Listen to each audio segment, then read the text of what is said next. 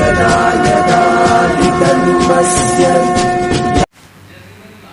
ओम श्री गणेशाय नमः। ओम श्री गुरुवे नमः। ओम श्री महावीराय नमः। आज हम श्रीमद् भागवत कथा के महात्म्य के चतुर्थों अध्याय में गौकर्ण उपाख्यान में प्रवेश कर रहे हैं। तो चलते हैं बिना देर करते हुए श्रीमद् भागवत की यात्रा में। सूत जी कहते हैं कि मुनिवर, उस समय अपने भक्तों के चित्त में अलौकिक भक्ति का प्रादुर्भाव हुआ। देख करके भक्तवत्सल श्री भगवान अपना परम धाम छोड़ करके भक्तों के हृदय में विराजमान हो गए। साक्षात दर्शन होने लगे हृदय में। और वो कैसे हैं? उनके गले में वनमाला शोभा पा रही है।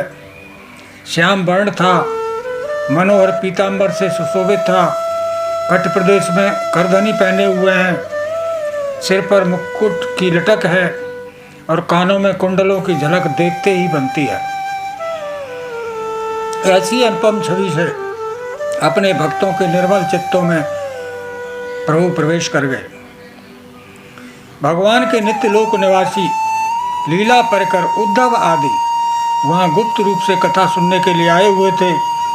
प्रभु के प्रकट होते चारों ओर जय हो की ध्वनि होने लगी। और उस समय भक्ति का रस अद्भुत प्रवाह में चल रहा था। बार बार पुष्पों की वर्षा हो रही थी, शंखनाद होने लगी। उस सभा में जो लोग बैठे थे अपने तन मन की शुद्ध विसार बैठे और खो गए प्रभु में। ऐसी तन्मयता देख करके नारद जी कहने लगे कि हे मुनीश्वर, आज सप्ताह श्रवण की मैंने ये बड़ी अलौकिक महिमा देखी है। यहाँ तो जो बड़े मूर्ख और दुष्ट पशु पक्षी भी हैं, वे सभी अत्यंत निष्पाप हो गए हैं। अतः इसमें कोई संदेह नहीं रह जाता कि कलयुग में चित्त की शुद्धि के लिए भागवत कथा के समान पाप पुण्य का नाश करने वाला कोई दूसरा साधन नहीं है। इतना पवित्र साधन है ये। मुनिवर, आप लोग बड़े कृपालु हैं। ये बिल्कुल निराला ही मार्ग आपने निकाला है। कृपया ये बताइए कि इस कथा रूपी प्रसाद से संसार में कौन कौन लोग पवित्र हुए। तो सनकादि कहते हैं कि जो लोग सदा की तरह पाप में लगे रहते हैं, हमेशा पाप में लगे रहते हैं, निरंतर दुराचार में ही तत्पर रहते हैं और उल्टे मार्गों पर चलते हैं, क्रोध अग्नि से जलते रहते हैं, कुटिल हैं, काम परायण हैं, वे सभी इस कलयुग में सप्ताह यज्ञ से पवित्र हो जाते हैं। जो सत्य से च्युत हैं, माता पिता की निंदा करने वाले हैं, तृष्णा के मारे व्याकुल रहते हैं, आश्रम धर्म से रहित हैं, दम्भी हैं, दूसरों की उन्नति देख करके कुढ़ने वाले हैं, दूसरों को दुख देने वाले हैं, वे भी कलयुग में सप्ताह यज्ञ से पवित्र हो जाते हैं। जो मदिरा पान करते हैं, ब्रह्म हत्या, सुवर्ण की चोरी, गुरु स्त्री गमन और विश्वासघात से, ये 5 महापाप करने वाले हैं। छल छदम परायण, क्रूर, पिशाचों के समान निर्दयी, ब्राह्मणों के धन से पुष्ट होने वाले और व्यभिचारी हैं, वे भी कलयुग में सप्ताह यज्ञ से पवित्र हो जाते हैं। जो दुष्ट आग्रह पूर्वक सर्वदा मन, वाणी या शरीर से पाप करते रहते हैं, दूसरे के धन से ही पुष्ट होते हैं, मलिन मन और दुष्ट हृदय वाले, वे सभी कलयुग में सप्ताह यज्ञ से पवित्र हो जाते हैं। इतनी बड़ी महिमा बता डाली सप्ताह यज्ञ की। नारद जी, अब हम तुम्हें इस विषय में एक प्राचीन कथा सुनाते हैं कि पुराने समय में तुंगभद्रा नदी के किनारे पर एक अनुपम नगर बसा हुआ था। वहाँ सभी वर्णों के लोग अपने अपने धर्मों का आचरण करते हुए सत्य और सत्कर्मों में तत्पर रहते थे।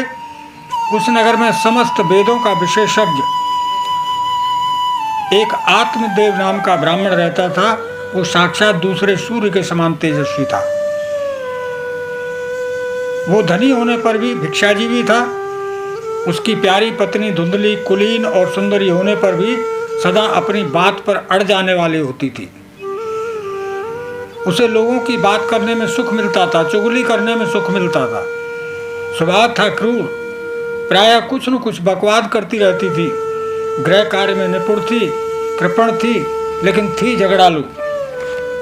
ऐसी स्त्रियों से भी सावधान रहना चाहिए जो गुण बताए हैं इसमें। अब मैं तो गुण ही कहूँगा, अवगुण तो मैं नहीं कह सकता, उसके अंदर तो वो गुण ही होते हैं। इस प्रकार ब्राह्मण दंपत्ति बड़े प्रेम से रहते थे। उनके पास धन खूब था, भोग विलास की बहुत सारी सामग्री थी, घर द्वार भी बहुत सुंदर थे, परंतु उससे उन्हें सुख नहीं था। जब अवस्था ढल गई तब उन्होंने संतान के लिए तरह तरह के पुण्यक्रम आरंभ कर दिए। वे दीन दुखियों को गौ, पृथ्वी, सुवर्ण आदि, वस्त्र आदि दान करने लगे। इस प्रकार धर्म मार्ग में उन्होंने आधा धन समाप्त कर दिया, तो भी उन्हें पुत्र या पुत्री का सुख नहीं मिला। इसलिए वो ब्राह्मण बहुत ही चिंतातुर रहने लगा और एक दिन वो ब्राह्मण देवता बहुत ही दुखी होकर के घर से निकल गया। दोपहर का समय था, उसे प्यास लगी थी, इसलिए वो एक तालाब पर आया। संतान के अभाव के दुख के कारण शरीर जर्जर हो गया था, सूख गया था, इसलिए थक जाने के कारण जल पीकर वहीं बैठ गया। 2 घड़ी बीतने पर वहाँ एक सन्यासी महात्मा आए। जब ब्राह्मण देवता ने देखा कि वे जल पी चुके हैं, तब उनके पास गए और चरणों में नमस्कार करके बाद में सामने खड़े हो गए और लंबी लंबी सांसें लेने लगे। तो सन्यासी ने पूछा, कहो ब्राह्मण देवता, रोते क्यों हो? तुम्हें क्या भारी चिंता है? अपने दुख का कारण तो बताइए, क्यों परेशान हो? तो ब्राह्मण ने कहा, महाराज, मैं अपने पूर्व जन्म के पापों से संचित दुख का क्या वर्णन करूं, कह नहीं सकता, इतना दुखी हूं। अब मेरे पितर मेरे हाथ की जलांजलि भी नहीं लेते, जल भी नहीं लेते, और देवता और ब्राह्मण मेरा दिया हुआ प्रसन्नता से दान भी स्वीकार नहीं करते। संतान के लिए मैं इतना दुखी हो गया हूँ कि मुझे सब सुना ही सुना दिखाई देता है। मैं प्राण त्यागने के लिए यहाँ आया हूँ। संतानहीन जीवन को धिक्कार है, संतानहीन घर को धिक्कार है, संतानहीन धन को धिक्कार है और संतानहीन कुल को धिक्कार है। ऐसा वो कह के रोने लगे और कहने लगे कि मैं जिस गाय को पालता हूँ वो भी सर्वथा बांझ हो जाती है, पेड़ लगाता हूँ तो उसमें फल फूल नहीं आते, मेरे घर में जो फल आते हैं वो भी बहुत जल्दी सड़ जाते हैं। अब मैं ऐसा भागा और पुत्रहीन हूँ, तब फिर जीवन का रख करके क्या करूँ? इसलिए मैं तो आज आत्महत्या करने की सोच के आया हूँ। जब सारा वृतांत ऋषिवर ने सुना तो उन्होंने ध्यान योग से देखा और सन्यासी ने फिर कहा उनसे, हे ब्राह्मण देवता, इस प्रजा प्राप्ति के मोह को त्याग दो, संतान प्राप्ति के मोह को त्याग दो।